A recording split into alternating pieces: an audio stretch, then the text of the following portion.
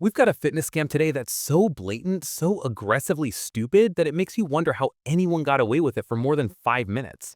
Spoiler, they got away with it for years. A creator named Phelan exposed it, and honestly, it's a masterclass in why you should never trust anything that tastes too good to be true. Let's talk about Hal's Nutrition. This brand was massive in Northern California, especially their protein powder. People were obsessed with it. Why? Because it tasted like cake batter. Not vaguely vanilla protein sludge that you choke down for gains, actual delicious cake batter flavored magic. And the macros looked incredible, 22 grams of protein and only 3 grams of sugar per scoop. So naturally, fitness people were chugging this stuff like it was the second coming of whey. Post-workout shakes, meal replacements, probably putting it in their coffee, living the dream. But then people started noticing some issues. First, the taste. It was too good. Protein powder isn't supposed to taste like dessert. It's supposed to taste like regret and discipline. This tasted like Betty Crocker was working overtime in a lab. Second, the label had some pretty obvious red flags, like the phrase dietetic fiber instead of dietary fiber, and essential amino acids with a typo that makes you wonder if someone was having a stroke while designing the packaging.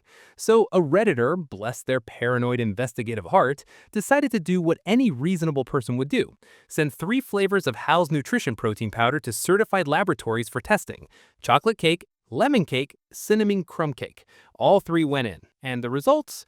Oh boy. Instead of 22 grams of protein, the powder contained 21 grams of carbs, 3.4 grams of protein. Let me repeat that: 3.4 grams of protein.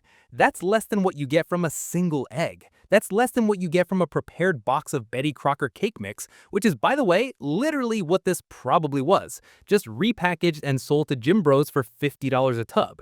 This isn't just misleading, it's dangerous. If you're diabetic or have any kind of dietary restriction and you're trusting a label that says 3 grams of sugar when it's actually loaded with carbs and sugar, that could cause blood sugar spikes. That could land you in the hospital.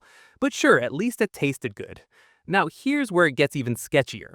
After the Reddit post with the lab results dropped in March 2025, House Nutrition pulled all their protein powders from their online store. Their official reason: unexpected issues with the manufacturing facility due to increased demand. Translation: we got caught and we're hoping nobody sues us. But here's the kicker: they're still selling the product locally through gyms, just quietly offloading inventory to people who are less likely to question it.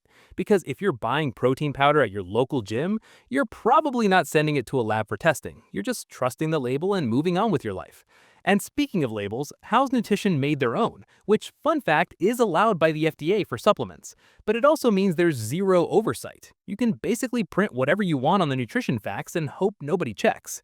Oh, and their label also violates FDA regulations by not fully listing sub-ingredients, like what's actually in the non-dairy creamer, and by not separately declaring added sugars from total sugars. So yeah, they broke the rules, lied on the label, sold cake mix as protein powder, and got away with it for years.